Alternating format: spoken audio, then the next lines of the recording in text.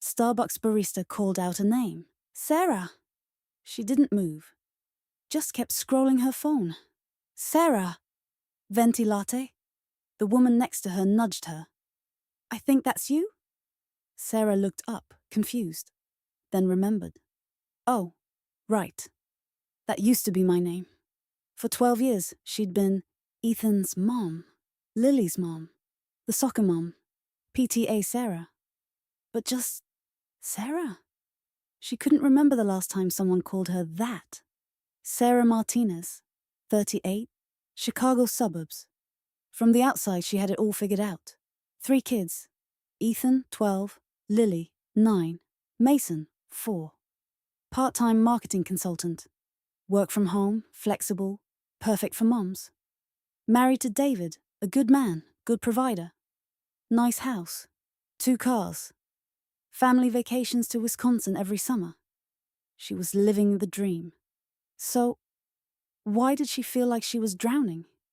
That morning started like every other morning for the past 12 years. 5:47 a.m. Alarm. But she'd been awake since 4:30, thinking about everything that needed to happen today. 6 a.m. Made 3 different breakfasts. Ethan eggs, Lily oatmeal. Mason only eats dinosaur-shaped nuggets.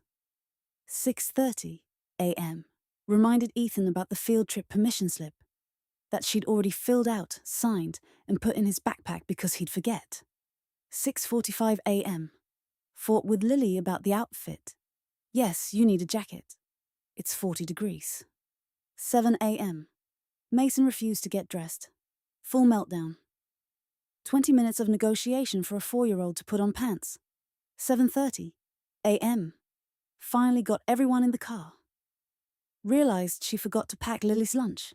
Ran back inside. 7:45 a.m. Realized she hadn't brushed her own teeth. Have you ever been so busy taking care of everyone else that you forgot you were a person too? She dropped Ethan at middle school. He barely said goodbye, already absorbed in his friend group. 12 years ago, he was the baby who wouldn't let her put him down. Now he was embarrassed to be seen with her. When did that happen? Nobody tells you that motherhood is a series of small goodbyes.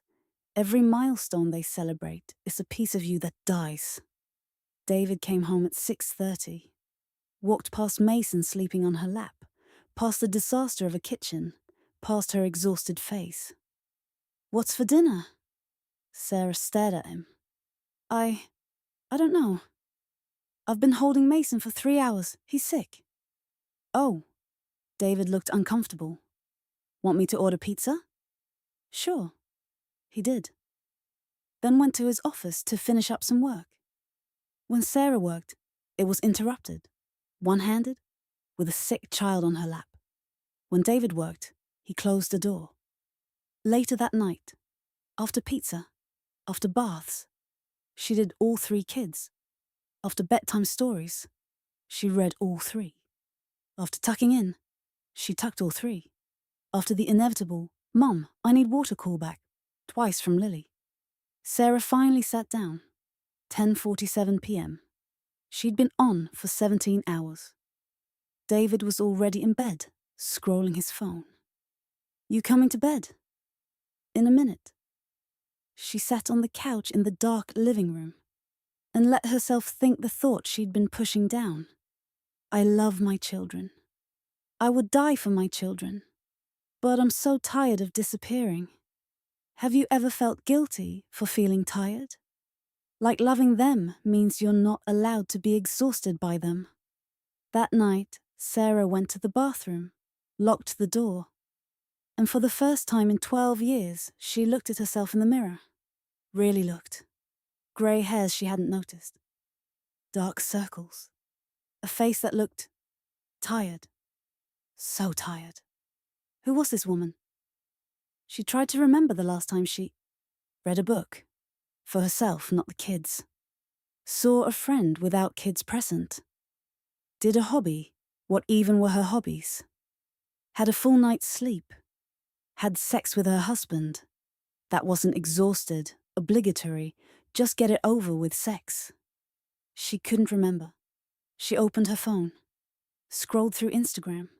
Perfect moms everywhere. Morning yoga with my littles. Homemade organic lunchboxes. Just put the kids to bed and finally have me time. Lies. All lies. Or were they? Was she the only one falling apart? Sarah went to her closet.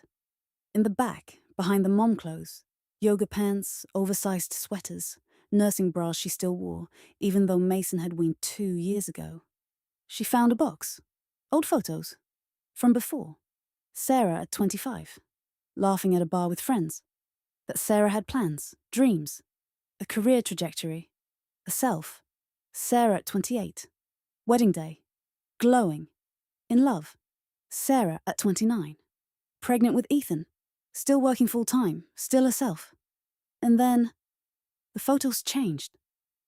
Every photo after Ethan was born. Sarah holding a baby. Sarah with kids. Sarah at kid birthday parties. Sarah at school events. Where was just Sarah? She started to cry.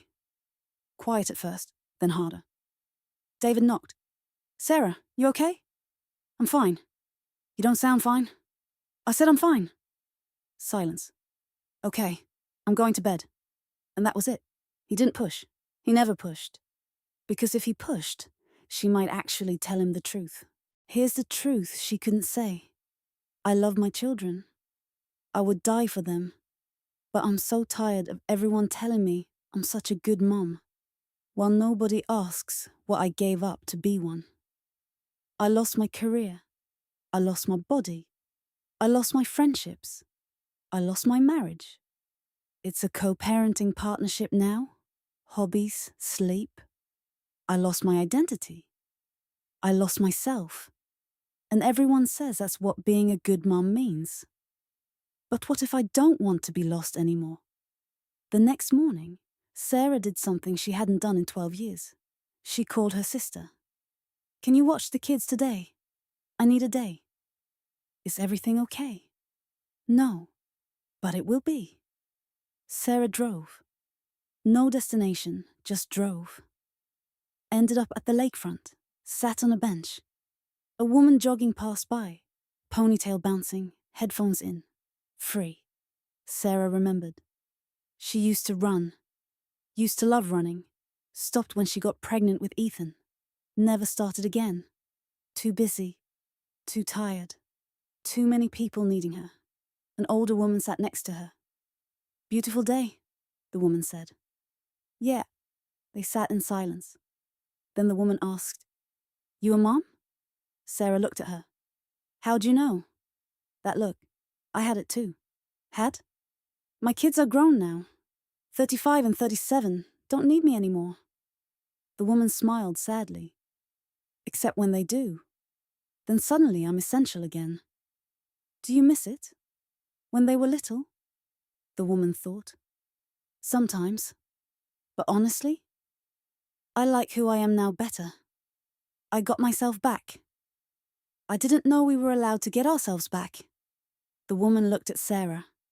Really looked. Honey, you're allowed to be a person. You're allowed to exist outside of Mom. But nobody's going to give you permission. You have to take it. Sarah went home. Kids were happy, fed, alive. Thank you, sister. That night after bedtime, she sat David down. We need to talk. Okay. I'm drowning. I've been drowning for years and I need help. David looked confused. But you're so good at everything. You have it all under control. That's the problem. I have to have it under control because if I don't, everything falls apart. But I'm falling apart. What do you need? I need you to remember the kids' schedules without me reminding you. I need you to make a doctor's appointment. I need you to plan a meal. I need you to see the mess and clean it without being asked. I need you to parent, not help. I need to not be the manager of this family. I need to be a person in it. David looked uncomfortable. I didn't realize. I know, because I made it look easy. That's what we do. We make it look easy. And then we disappear. 3 months later, Sarah didn't quit being a mum. You can't quit being a mum. But she started reclaiming pieces of herself. Tuesday nights, running, just her. David handles bedtime, 1 Saturday a month. Hers, no kids, no husband, just her. Career, back to full-time. Found a company that values flexibility but doesn't exploit it. It's not perfect. The guilt still comes. The, am I being selfish? Voice still whispers. But here's what changed. Last week, at Ethan's soccer game, another mum said, "You're such a great mum. How do you do it all?" And for the first time, Sarah told the truth. "I don't. I'm terrible at some of it. My house is a mess. I feed them frozen food sometimes. And I'm okay with that. Because I'm not just mum. I'm Sarah. And Sarah needs to exist too." The other mum stared, then whispered, "I needed to hear that." Sarah's story doesn't have a happy ending because it's not over. Every day is still a choice between herself and her kids. Every day, the guilt whispers, "You're being selfish." Every day she has to fight to remember she's allowed to be a person. Because that's the invisible sacrifice nobody tells you about. They tell you about the sleepless nights. Those end. They tell you about the terrible twos. Those end. They tell you about the teenage years. Those end. But nobody tells you that the hardest sacrifice is the one you make every day. Choosing between being good mom and being yourself. And that choice never ends. So I'm asking you, when was the last time someone asked who you are? Not just, how are the kids? When was the last time you did something just for yourself without guilt? When was the last time you were allowed to be more than mom? And the question that terrifies every mother, if you got yourself back, would you even recognize her anymore? Sarah's 38. Her kids will leave in 10 to 15 years. And she'll be 50-something, standing in an empty house asking, "Who am I when nobody needs me?" Better to ask that question now, while there's still time to find the answer. I love my children more than anything, but I lost myself when I became mum. And the cruelest part? Society told me that's exactly what I was supposed to do. They lied. You're allowed to be both, but you have to fight for it. Every single day.